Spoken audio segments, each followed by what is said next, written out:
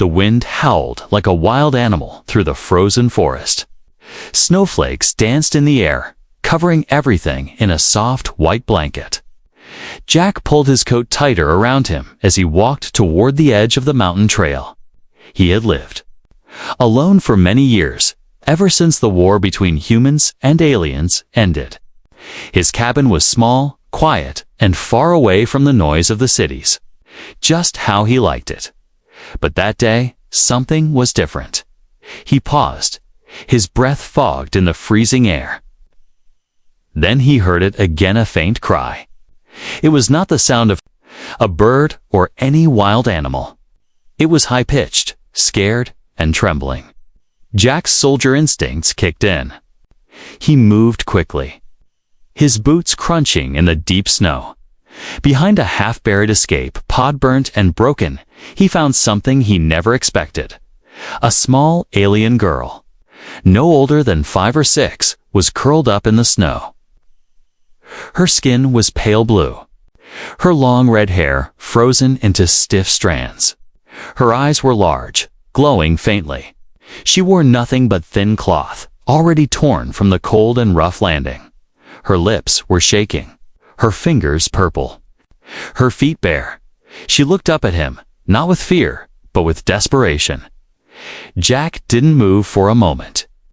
His rifle was slung over his back, and his heart beat faster. Was this a trap? Could others be watching? But then the little girl stretched out her hand and softly whispered something he didn't understand. It wasn't English. It wasn't any known human language. She collapsed into the snow. Without thinking, Jack rushed forward. He picked her up gently. She was as light as a feather and cold as ice. Her body was trembling, barely alive. He wrapped her in his coat and hurried back to his cabin, kicking the door open and placing her near the small fire. He lit more wood and grabbed every blanket he had. He covered her carefully. Her breathing was weak. He didn't know if she would survive the night. As the fire cracked and burned, Jack sat beside her. He watched her tiny chest rise and fall. He had fought in wars, seen alien ships destroy cities. He had lost friends, lost everything. But this was something new. Why was she alone? Why was her family? Why didn't anyone come for her? Duh! Next morning, she was still alive. When she opened her eyes, she looked around the cabin slowly. Her gaze stopped on Jack. Her lips moved again, speaking that same unknown language. But this time, she didn't cry. She only stared at him, curious and cautious. Jack didn't know what to say, so he knelt down and offered her food. She sniffed it, looked at him again, then took small bites. He smiled a little. "You're safe here," he said softly. "I don't know who you are, but you're not alone anymore." She didn't understand his words, but she understood his voice. Over the next few days, he stayed silent, only watching him. Jack made her warm clothes from his old gear. He gave her food, let her sleep in the safest corner of the cabin, and even played quiet music from his old recorder. She would listen, head tilted, as if the sounds reminded her of something far away. One night, while Jack was cleaning the fireplace, she walked up to him and touched his hand. Then, with a shaky voice, she pointed to herself and said, "Luma." It was the first time she spoke clearly. Jack repeated it, "Luma?" She smiled. From that moment, everything changed. Jack began teaching her English, one word at a time. He pointed to objects and said their names. She learned fast, smiled more, even laughed once. He built her a small bed. She helped him cook.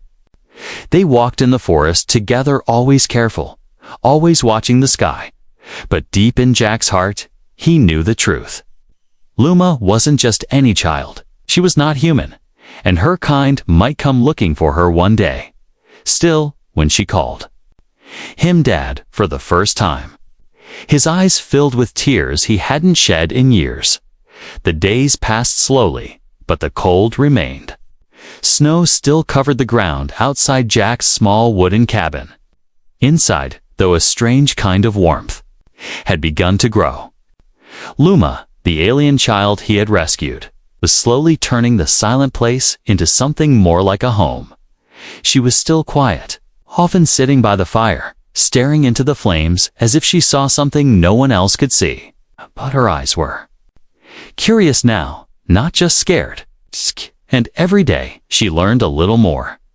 Jack had built a rough chalkboard from an old cabinet door.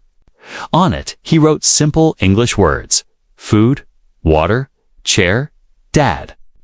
Luma would copy them, her fingers glowing softly when she touched the chalk. Her hands were small and her writing was clumsy, but she learned quickly. Quickly, Jack noticed that she remembered everything. One word, one object, one gesture, and it stuck. In a week, she could name every item in the cabin. In 2 weeks, she began forming small sentences. She often pointed to things and asked, "What this?" And Jack always answered with patience. But what surprised him most was how she watched him. Every move he made, chopping wood, boiling water, fixing his boots, she watched with wide, focused eyes. Then later, she tried herself. She mimicked how he stirred the stew. She copied how he walked, how he sat with arms crossed. Sometimes he caught her standing in front of the mirror, trying to smile like him. Jack had raised no children before. But now he was learning how to be a father while Luma was learning how to be human. One morning, Jack found her outside the cabin. She had made a tiny snow figure. It had 2 arms, a lopsided face, and on its head a twig that looked like red hair. When she saw Jack looking, she turned shy. "Is me?" she said. Jack knelt beside her and smiled. "Yes, that's you." She looked at the figure, then at Jack. "And this?" she asked, pointing beside the snow girl, drawing another shape in the snow. Jack paused. "That's me," she nodded. "Luma and Dad." Those 3 words made Jack's throat tighten. But even as these peaceful days passed, small worries began to creep into his mind. At night, Luma sometimes cried in her sleep. Her words would turn back to her own language. She would say names he didn't understand. Her hands would curl like she was trying to hold something or someone. One night, Jack tried to comfort her. "You're safe," he whispered. "I'm here." Luma opened her eyes slowly and whispered, "No more fire. No more flying, Mama." Jack froze. "Your mother?" he asked gently. She just nodded, eyes wet. The next day, Jack climbed to the top of the nearby ridge with an old telescope he had kept from his time in the Earth Defense Corps. He scanned the sky. He wasn't sure what he was looking for, but a fear had started to grow. If Luma came from a ship, maybe someone survived. Maybe someone was still looking for her. He returned that night with a heavy heart. Luma was drawing on the wooden floor, with chalkstick figures of her, Jack, and something else. A woman with long red hair like fire. "Who's this?" Jack asked. She looked up. "Mama?" Jack nodded. "You miss her?" Luma hesitated, then said softly, "I love Dad. But I remember Mama singing, 'Before boom, before cold.'" Jack didn't know what to say. He patted her head gently. "If she's out there, maybe one day she'll find you." Luma looked up at him, then, "She'll stay too." He didn't answer. Weeks turned into months. Luma learned to cook simple things. She started helping Jack fix tools. She asked questions, so many questions. Why do humans have one heart? Why do trees sleep in winter? Why don't stars fall? Jack tried to answer all of them, even when he didn't know the answers himself. Every time she called him Dad, his heart swelled and hurt at the same time. One evening, as they watched the stars together, Loma leaned against his shoulder and said, "I feel safe." "You are safe," Jack replied. She closed her glowing eyes. But the stars remember me. Maybe they tell Mama. Jack looked at the sky. It was endless, quiet, mysterious. If her mother was truly alive, then one day she might come. Would Luma still stay with him then? He didn't know. But for now, in this moment, the alien child was his daughter, and he would protect her no matter who came. End of part 2. Winter slowly melted into spring. Snow gave way to wet soil, and the first green leaves returned to the forest trees around Jack's cabin. The cold air warmed, and the birds began to sing again. Inside the cabin, Luma had changed too. She was taller now. Her hair longer, braided in the style she saw in Jack's old photos. She spoke English more fluently, even picking up humor from Jack's old war stories. Her laugh echoed in the trees, something the lonely forest had never known before. But as things bloomed outside, something cold returned to the sky. It started one night. Jack was cleaning an old solar panel on the roof while Luma gathered firewood. The sun was setting when Jack's instincts kicked in again. That same feeling from his military days. That tightness in his chest. The silence before danger. Then he heard it. A low hum, almost hidden in the wind. He turned toward the horizon. Saw something strange. A flash in the sky. Not thunder. Not a falling star. It was a scout ship. Small, sleek. Alien Jack's eyes narrowed. He ran inside quickly. Luma, come in now. She looked up, confused, but obeyed. Jack bolted the door, turned off the lights, and pulled her close. Someone's here, he whispered. Luma's glowing eyes widened. Who? I don't know, but we can't take any chances. Jack reached under the floor and pulled out an old EMP device, illegal now, but he kept it for emergencies. He activated it, hoping it would scramble any scanners for the next few hours. He looked at Luma. Do you remember anything about your ship, or who might come? Luma hugged herself. No names, just voices. Soldiers, noise, boom, then snow. That night, they didn't sleep. The ship passed over once, then circled again. It didn't land. It didn't fire. But it watched Jack, kept his rifle close. His cabin had no defense system, no alarms, just old tech and instinct. He placed blankets over the windows. Luma sat in silence, clutching the snow figure she had made weeks ago by morning. The ship was gone, but Jack knew it wasn't over. The next few days were tense. Jack kept Luma inside. She didn't complain, she understood, but the joy she had carried before was now dim. She stopped laughing. She stopped asking questions. Every time she looked up at the sky, she whispered something in her own language. A soft chant. Memory. Maybe dot. On the fourth night, they returned. 3 ships. Not one. This time, they landed in the valley below. Jack watched through binoculars from the hill near his cabin. The ships were silent, black, shaped like claws.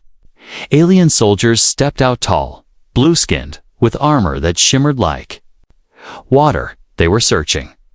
Jack returned quickly and locked the door. Luma, they're here for you. She didn't cry. She just asked one thing. Will you give me back? Jack dropped to one knee and took her hands. Never. Tears formed in her glowing eyes. But if they are my people, I don't care if they're kings or gods. You're my daughter now, and I'll protect you like my own blood. That night, they hid beneath the cabin in the cold cellar.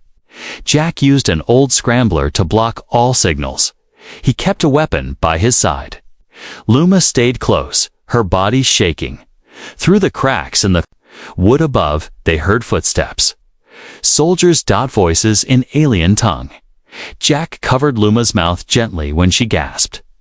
He held her tight, silent. Still, the soldiers searched the house for 20 minutes. They broke no furniture, took no items. But they scanned, and one of them paused near the floor. Jack held his breath. Then a voice called something outside. The soldiers left. The ships rose again, vanishing into the stars. But not for good. Jack knew they'd return. He also knew now. Someone knew Luma had survived. Later that week, Jack found an alien pendant, half buried in the snow, outside, dropped by one of the soldiers.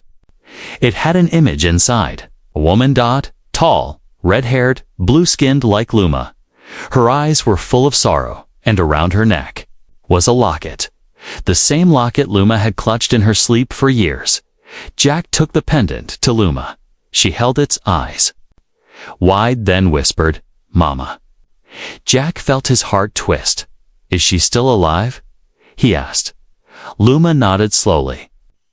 "She'll look for me." Jack sat beside her in silence. The question now wasn't if her real mother would return. It was when and when she did, would Luma still call him Dad? The sky was quiet again, but Jack knew the silence meant nothing. For days, he stayed alert. His old soldier habits returned, checking doors twice, scanning the forest before stepping out. Sleeping with his rifle beside the bed, Luma tried to act normal, but she couldn't hide her worry. Her eyes kept drifting toward the window, toward the sky. Sometimes she clutched the alien pendant Jack had found and whispered words in her forgotten language. Jack didn't ask what she was saying. He knew it was personal. One evening, just before sunset, they were sitting together near the fireplace. Jack was repairing an old kettle, and Luma was sketching quietly on a piece of paper. She was drawing the woman in the pendant.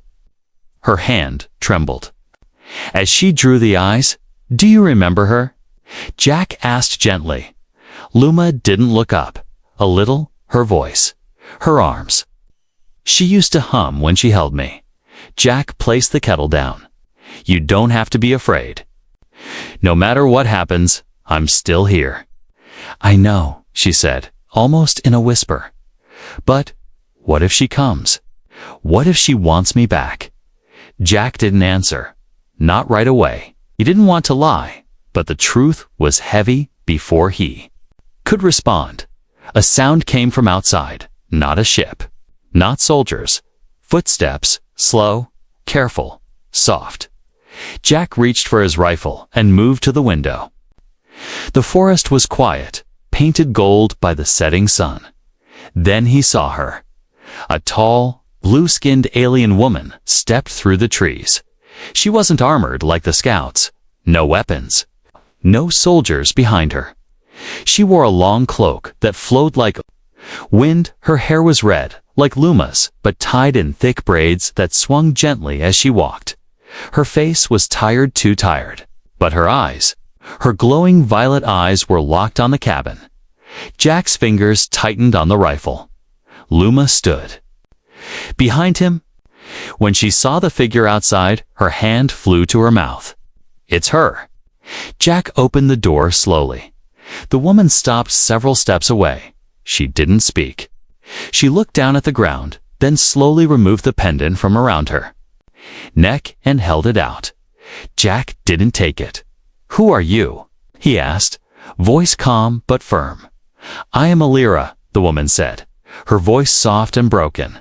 "And I am her mother." Lyra's eyes moved to the girl, and tears instantly spilled down her cheeks. She dropped to her knees in the snow. "Luma," she whispered, "my little star. My baby." Jack looked at Luma, waiting. The girl took a shaky step forward, then another. And then she ran into her mother's arms. Alira sobbed as she held her daughter. "You're alive. You're really alive." Jack stood there, heart heavy. For a moment, he felt invisible, like the years he had spent protecting, feeding and raising this child didn't matter anymore. But then Luma turned. She reached out one hand toward Jack and said, "This is my dad." Alira looked up, surprised. No, he's not like us," Luma continued. "But he saved me. He raised me. He gave me everything." Jack's heart ached. Elira slowly stood, holding Luma's hand. I don't want to take her from you. I only want to be near her. I've searched for so long. When the ship crashed, I thought she died. I've lived with that pain every day. She stepped closer. Please, I have no home left. No one else. Let me stay. Jack looked into her eyes. He saw no threat, no trick, just grief. Just hope. He lowered his rifle. You can stay, he said, but I won't let you hurt her, ever. Elira nodded. I would rather die. Pulled both of them closer and said softly, maybe we can be. All three, like a family. No one spoke for a long moment. Then Jack said, You hungry? Elira blinked, then smiled faintly. Very. That night, the small wooden cabin was no longer quiet. It was filled with soft conversation, shared stories and laughter between a child who had been lost, a man who had chosen to love, and a mother who had crossed the stars to find what she thought was gone forever. But deep in Jack's mind, one question still remained. Could this strange, fragile peace last? The cabin felt different now. It wasn't just the presence of a new guest, it was the air itself. The silence that once lived in the corners of Jack's home had been replaced by soft footsteps, quiet alien songs, and two sets of glowing eyes. Elira, Luma's real mother, had been living with them for 4 days. She didn't ask for much. She helped with the cooking, sat quietly during meals, and never entered Jack's personal space. But every time she looked at Luma, her eyes filled with a mix of love, sorrow, and guilt. Jack watched her closely. Not because he didn't trust her, but because he didn't understand her. Every night, when Luma went to sleep, Elira would sit near the window and whisper softly to the stars in her language. Her voice was like a song, sad, gentle, beautiful. Jack could never bring himself to interrupt her, but the tension between them had started to grow. It began with little things. One morning, Luma asked her mother how to say I love you in her native language. Elira smiled and taught her. Later, when Luma said it to Jack, he didn't understand what she meant till she explained. He smiled back. But deep inside, something hurt then. The next day, Elira started training Luma to use her natural gifts, small alien abilities she had buried deep inside, glowing symbols on her palms, light that flickered when she felt strong emotions, the ability to hear high-frequency sounds.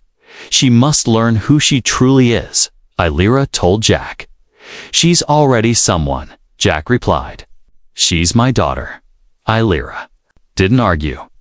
She only looked away and said softly, she's our daughter. That word, "our," stayed with Jack all day. He chopped wood harder than usual. He fixed the shed door, even though it didn't need fixing. His mind raced. He had raised Luma when she couldn't speak, walk properly, or even eat solid food. He had kept her warm in the worst winter, held her when she had nightmares. He taught her English, showed her how to read and laugh. Now, suddenly, he had to share her. Elira had come from the stars, yes, but where had she been all those years? Jack knew it wasn't her fault, but still. She had missed everything. That night, while Luma was asleep, Jack stood near the fire. Elira was sitting at the table, tracing something into the wood with her finger. We need to talk, Jack said. Elira looked up. I need to ask you something honest, he continued. Are you planning to take her away? She stared at him, then slowly shook her head. No, I would never take her from you. But I do want to stay close. I want to know my daughter again. She calls me Dad, Jack said quietly. I know, Elira whispered. And she always will. But, she called me Mama again today. Did she tell you? Jack nodded once. He already knew. She's not choosing between us, Elira added. She's trying to hold on to both. Jack looked into the fire for a long moment before replying, "I'm just scared." Illyra blinked. Of what? He turned to her. Of becoming a memory. Illyra stood and stepped closer. You're not a memory, Jack. You are her present, her safety. I don't want to replace you. I just want to belong too. The next morning, everything nearly fell apart. Luma ran to Jack. Holding a small glowing device, Illyra had given her a crystal communicator from her home planet. She said, "I can talk to the stars now." Luma beamed. Jack froze. What? Illyra stepped in. It doesn't send signals. It's just a memory tool. It plays songs, sounds, feelings. It helps her remember who she is. Jack snapped. She is who she is, right here she doesn't need stars and crystals to know that. Luma's smile faded. She looked between them, confused. Are you fighting? Both adults went silent. Jack looked away. Illyra knelt beside Luma and said, "No, my little star. We're just talking." But the damage was done. Luma sensed the shift. That night, she didn't hum. She didn't laugh. She lay between her two parents in silence. Later, Jack found a small note near her bed. It was written in shaky English. "I love Mama. I love Dad. Please don't make me choose." Jack held the note for a long time. He finally understood. This wasn't a battle. It wasn't about who deserved her more.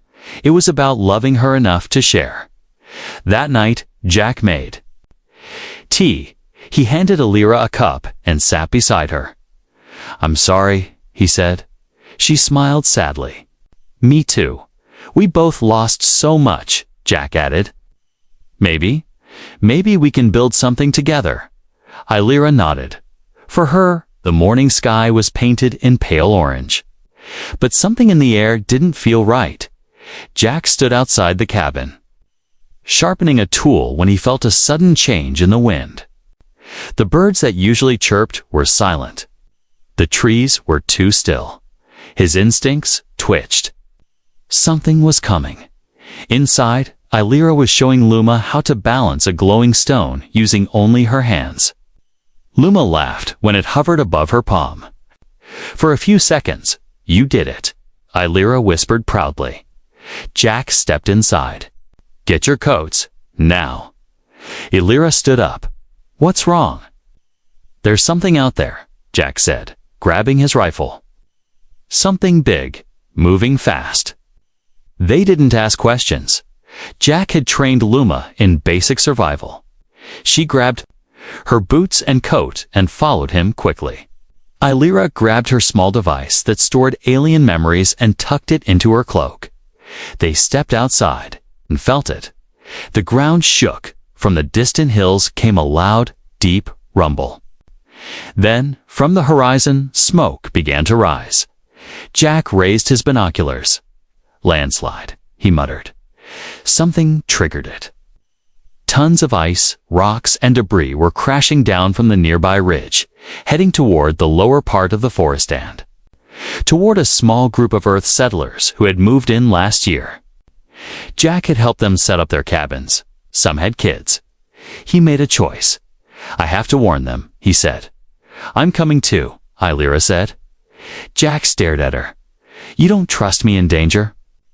she asked, softly. "No," Jack replied. "I don't want to lose both of you." But Luma stepped forward. "We all go." There was no time to argue. They ran as fast as they could, taking the shortcut trail Jack had carved months ago. Snow crunched under their boots. Trees groaned as wind pushed against them. The rumbling grew louder.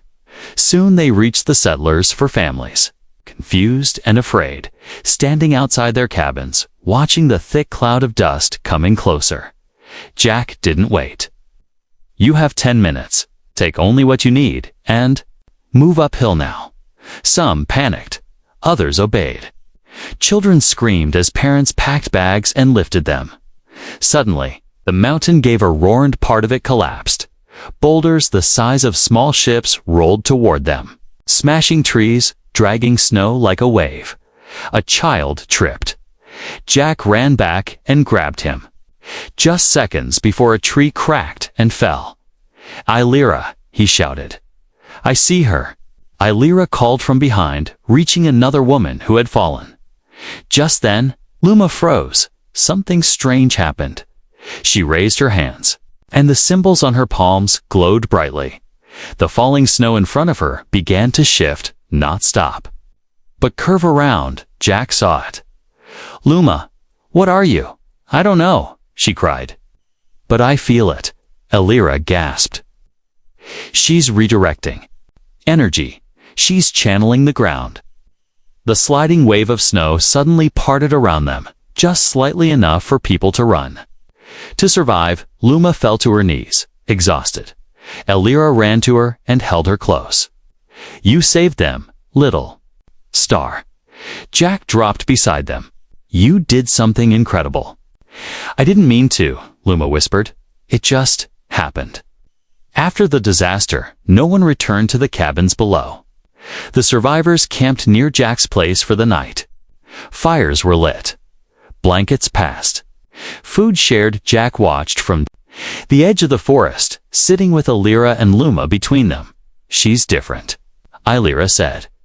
"She's special," Jack replied. "She's both of us," Illyra added. "Part of two worlds." Jack nodded slowly. "Maybe she's the best of both." Luma looked up at them. "I don't want to be one or the other. I want to be both." "Is that okay?" Jack smiled. "It's more than okay." Illyra gently kissed her forehead. "We don't choose who we come from, but we choose who we become." That night, under the stars, they sat around a fire, Illyra singing in her language, Jack whittling a small wooden figure for Luma, and Luma, with glowing eyes, quietly drawing a picture in the dirt, a human, an alien, and a child standing between them smiling. The stars were shining bright over the forest that night, clear and peaceful, as if the sky itself had been watching them. Inside the cabin, the fire was warm, crackling gently. Jack sat on one side of the room, cleaning his tools. Illyra sat by the window, quietly combing Luma's long red hair, just like a mother would. And Luma, with a small smile on her face, was drawing again. She used soft chalk on the wooden floor, sketching shapes: one tall figure, one slender one, and one small with wild hair like hers. A family dot, their family. It had been weeks since the landslide. The settlers had moved farther up the mountain, away from danger. Jack helped them build. Illyra shared alien herbs that healed their wounds. Luma played with their children like she had always belonged. But something deeper had changed. There was no more fear in Luma's eyes. No more tension between Jack and Illyra. No more confusion about where they stood. They were together, still. One evening, Jack stepped outside and stared at the stars. Illyra joined him. "I know you still think about it," she said softly. "About what?" "The future, her future." Jack didn't speak right away. "I do. She's not like me. She's meant for more than this forest and this old cabin." Illyra nodded. "And yet, this is where she became strong, where she laughed for the first time." "She deserves both worlds," Jack said. "Yes," Illyra replied. "And maybe we're strong enough to give her both." The next day, Jack took Luma for a walk deep into the forest. They reached a quiet lake, one Jack had discovered long ago during a lonely winter. Now he knelt by the water and looked at her. "You've grown so much, Luma," she grinned, "'cause you made me eat vegetables." Jack laughed. "But it's true," he continued. "You're special, and someday you'll need to make a choice. Whether you want to stay here, explore the stars, or something else entirely." Luma looked serious. "I don't want to choose between you and Mama." "You don't have to," Jack said. Family isn't about blood or planets. It's about who stays when things are hard. And we both stayed. She reached out and held his hand. Then I choose this. I choose both of you. Jack's throat tightened. You'll always have us. Back at the cabin, Alira had prepared a small celebration, nothing fancy. It's just a warm meal, some glowing alien fruits, and a wooden carving Jack had secretly made. He handed it to Luma. Open it. She didn't, gasped. It was a small sculpture of 3 figures, a girl in the middle, her hand held by 2 adults, 1 human, 1 alien. The carving was simple, but it was perfect. It's us, she whispered. Jack nodded. It's home, Alira added. Wherever we go, this is who we are. Luma hugged them both. Can we stay like this forever? Neither of them answered. But in their hearts, they both hoped yes. 1 week later, a ship appeared in the sky again. Not dark, not threatening. It was peaceful. Quiet. It landed in the valley and waited. Eli Ra approached it first, then returned to Jack and Luma with news. They're not here to take her, she said. They're here to offer her a future. Learning, training, and exploring her own kind. If she wants it. Luma's eyes widened. Can you both come? They said yes, Alira said. If we wish to travel together, no one will be separated. Jack looked at the trees, at the cabin, at the home he had built with quiet hands. Then he looked at the child who had changed his world. We go together, he said. And so they left, not because they didn't love their home, but because they had built something stronger. A bond that couldn't be broken by time, distance, or even the stars. As the ship rose into the sky, Luma stood between them, holding their hands. She looked at the earth below and whispered, "Thank you." Then she looked up and smiled. Now we're home.